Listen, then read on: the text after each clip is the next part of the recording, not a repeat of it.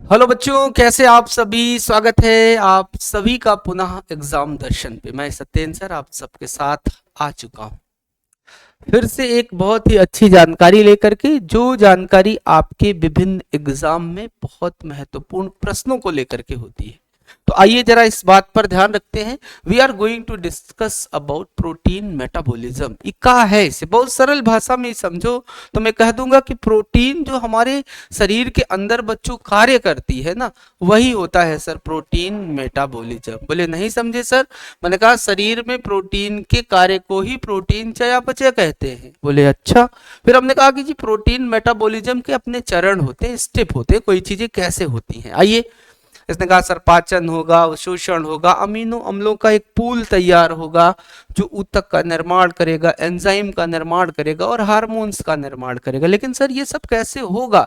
तो मैंने कहा देखो, जो मैंने भोजन किया वो डाइजेस्ट हुआ होगा, पाचन हुआ, और पचने के बाद इस इलियम के पास जब वो पहुंचता है तो इलियम की, मेरे भाई देखो यहाँ पर हमने क्या बताया है कि इलियम की जो विलाई है, जिसके हम बिली कहते हैं प्यार से ना, जिसे एक सीलिक रोग होता है ना, ग्लूटेन लोग फ्री हो जाते हैं फिर सीलिक रोग में, तो सीलिक रोग में भी यही विलाई परेशान करती है, तो चूंकि ये खराब हो जाती है।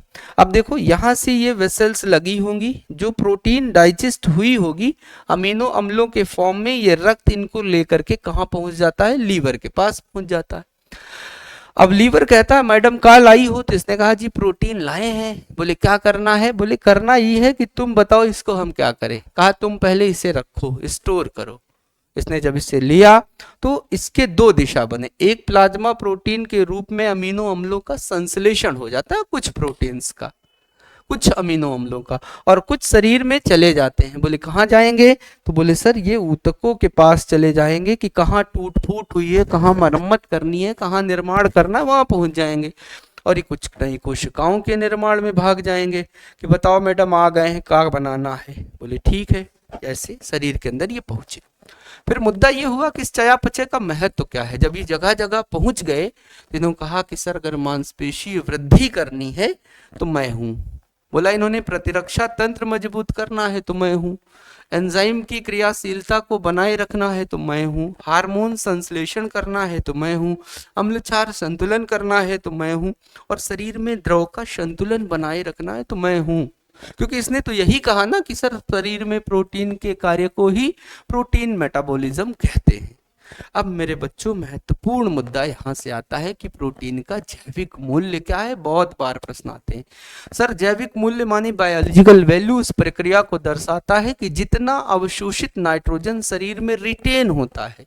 रिटेन होने का मतलब है कि अडॉप्ट कर रहे हैं, ग्रहण कर रहे हैं, को ऊतकों के निर्माण में प्रयुक्त करते हैं। तो इसका मतलब इसने ये साफ कह दिया कि जो हम धारण कर रहे हैं नाइट्रोजन वो, और जो हमने अवशोषण किया है वो, मतलब जो हमने खाया है, जैसे 100 रुपए हमने कमाया तो 20 रुपया बचा लिया, तो जो 20 बचाया वही धारण शक्ति होती है, ये ध्यान रखना।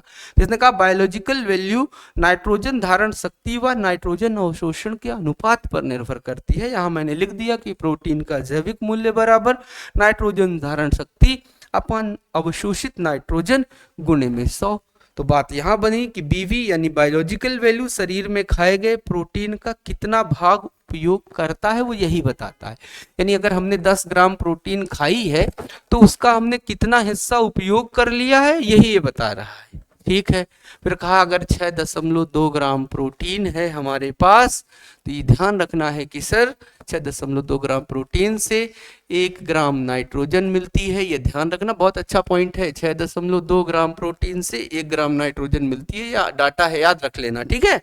जो शरीर में वृद्धि, विकास और नवीन कोशों के निर्माण, टूट फूट की मरम्मत का कार्य करती है। फिर यहाँ हुआ विभिन्न भोज्य पदार्थों का जैविक मूल्य। जैसे अंडा हाई बायोलॉजिकल मूल्य वाला है, 96% तक रखता है। दूध के पास भी 90%, मछली 80%, दालें 60 से 70, गेहूं 50 से 60। अंडे की प्रोटीन का जैविक मूल्य सबसे बेहतर या सबसे अच्छा होता है, ये ध्यान रखना। कुछ किताबों में आंकड़े भी हो सकता है कि कुछ अदले बदले हों, तो ये ध्यान देना। ठीक है। अब मुद्दा ये फंस गया, ग्रास कैलोरीफिक वैल्यू क्या होती है और फिजियोलॉजिकल वैल्यू क्या होती है। लेकिन उसके पहले मैं आप सभी को दो बात और बताना चाहता हूँ। बोले कौन सी बात? मैंने कहा सर वो दो बातों के पहले मैं इधर एक बात बताऊंगा आपको। शरीर में नाइट्रोजन की 3 अवस्थाएं होती हैं। बोले कौन सी? बोले नाइट्रोजन का सही संतुलन। सही संतुलन का मतलब हमने जितना ग्रहण किया है नाइट्रोजन, ठीक उतना ही हमने नाइट्रोजन को छोड़ दिया है। यानी ग्रहण की गई नाइट्रोजन की मात्रा बराबर छोड़ी नाइट्रोजन की मात्रा। 10 रुपए कमाया है, 10 हमने बचा लिया। 10 हमने कमाया है, 10 हमने खर्चा कर दिया, तो बराबर हो गई। न रखा हूं न रखूंगा। ठीक। ऋणात्मक संतुलन क्या है? इसने कहा जब नाइट्रोजन की तुलना में विसर्जित नाइट्रोजन, यानी जब ग्रहण नाइट्रोजन की तुलना में, मतलब कमाई गई नाइट्रोजन, यानी जो हमने कमाया है, अगर हम अपनी कमाई की तुलना में खर्चा ज्यादा कर दे रहे हैं तो कर्जा हो ही जाएगा। वही है ऋणात्मक संतुलन। जिसने कहा जब ग्रहण नाइट्रोजन की तुलना में विसर्जित नाइट्रोजन अधिक हो तो ऐसे को ऋणात्मक संतुलन कहते हैं। और इसमें मेरे बच्चे देखो कब हो सकता है नाइट्रोजन, कब ऋणात्मक होगा? कुपोषण में हो सकता है सर, उपवास में हो सकता है, गंभीर संक्रमण में, जलन का मतलब होता है बर्निंग इंजरी, जब आपको चोट वगैरह आ गई हो तब, और कैंसर संबंधी दिक्कतों में हो सकता है। लेकिन इसने कहा कि लॉस अगर ग्रेटर हो, इनटेक कम हो तो ऋणात्मक संतुलन होता है। धनात्मक संतुलन अगर इनटेक ज्यादा हो, ग्रहण मात्रा ज्यादा की हो, खर्चा कम की हो, कमाए ज्यादा खर्चा कम किए, धनात्मक है। और ऐसा स्थिति कब आती है? तो इसने कहा सर ऐसी स्थिति आती है जब बच्चा ग्रोथिंग पीरियड में हो, वृद्धि विकास की अवस्था में हो, शैशवावस्था में हो, बच्चा बाल्यावस्था में हो, तब ऐसी समस्या देखने को मिलती है। शैशवावस्था, बाल्यावस्था, विकास की अवस्था में होगा तब। गर्भावस्था में हो, रिकवरी में हो, चोट के बाद, बीमारी के बाद, बॉडी बिल्डिंग हो रही हो, बॉडी का निर्माण चल रहा हो, उस दौरान। तो इसने पूछा सर एक होता है एनपीयू, नेट प्रोटीन यूटिलाइजेशन। ई का है कुल सेवन से रिटेन नाइट्रोजन, यानी हमने जितना खाया नाइट्रोजन उससे हमने कितना नाइट्रोजन धारण कर लिया, उसे रिटेन बोलते हैं। ठीक है।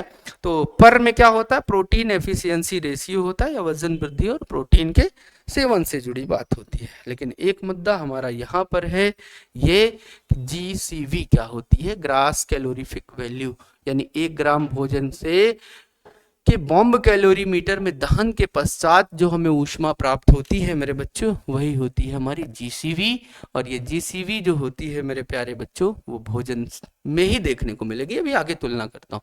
एक होती PV, physiological value of food, कार्य की मात्रा होती है भोजन की, ये ध्यान रखना। ये का है शरीर में 1 ग्राम भोजन के दहन से प्राप्त होने वाली ऊर्जा। जैसे आपने पढ़ा था ना कि सर 1 ग्राम प्रोटीन बराबर आपको 4.0 किलो कैलोरी पर किलोग्राम ऊर्जा मिलती है। अभी आपके यहाँ जीआईसी में ये पेपर आया हुआ था ना, सॉरी एलटी में आया था, तो वही था। देखो जैसे 1 ग्राम कार्बोहाइड्रेट खाए थे तो उसका ग्रास वैल्यू जो था वो 4.1 था, लेकिन जो हमें टूट करके ऊर्जा मिला वो 4.0 मिला।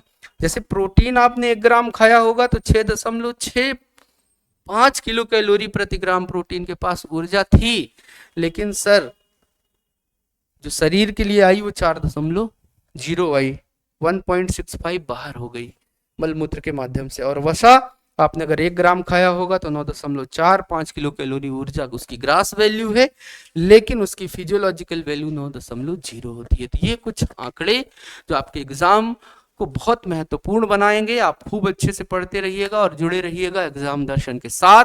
हम आपसे प्रतिदिन मिलेंगे 5 मिनट के शो के साथ। So thank you so much. मिलेंगे नेक्स्ट वीडियो में। सेशन अच्छा लगा हो तो जरूर लाइक शेयर सब्सक्राइब करें और अपने दोस्तों को भी बताएं। साथ ही साथ एक प्यारा सा कमेंट हमारा प्रयास कैसा है इसको लेकर जरूर करें। बहुत बहुत धन्यवाद। Thank you.